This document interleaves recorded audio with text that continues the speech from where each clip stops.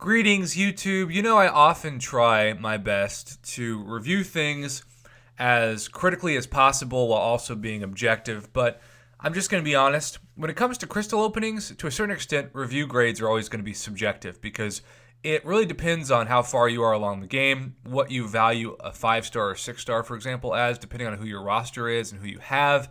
And so, what I think is a B to you might be a C or it might be an A. So, that's why objectively speaking, I like to review offers every once in a while that are the opposite of subjective. They're just factual. They are what they are. You know how much they normally cost, and you know the savings that you have because it's pretty much impossible to debate them as you would normally a subjective crystal offer. And so that is what brings me to today's offer, because the Mastery Booster Pack is something we have seen every once in a while. And I gotta be honest, I'm super excited to snatch this up because I am looking, now that I've taken Corvus to rank 2 as a 6-star, to finally open up the Suicide Mastery tree of the Bleed Mastery part of it. And so I want to save, of course, as many units as possible.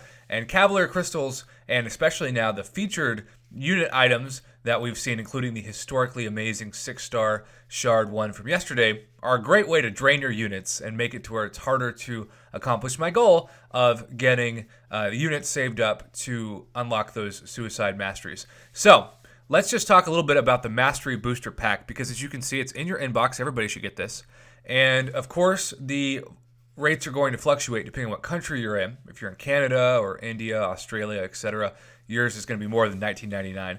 But $19.99, just as a reference to what that normally gets you in the game, it is somewhere between, in fact, it's halfway between Tony Stark's briefcase and Star-Lord's loot bag. So I would say $19.99, if you look at it for per unit retail value, is about 500 to 600 units. That's it.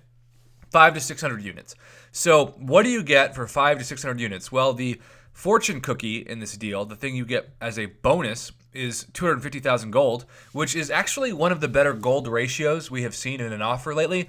We have seen some really terrible gold ratios. I truly believe that for every $50 of money spent on United States dollars at least, you should get 500,000 gold.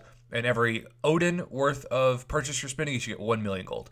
So this is actually better than that. You only have to spend $20 to get 250,000 gold, which would normally come with the expectation of being available at $25, which is not a popular price point for Kabam in offers. So let's just talk about math. I'm sure that's why you clicked on this video, right?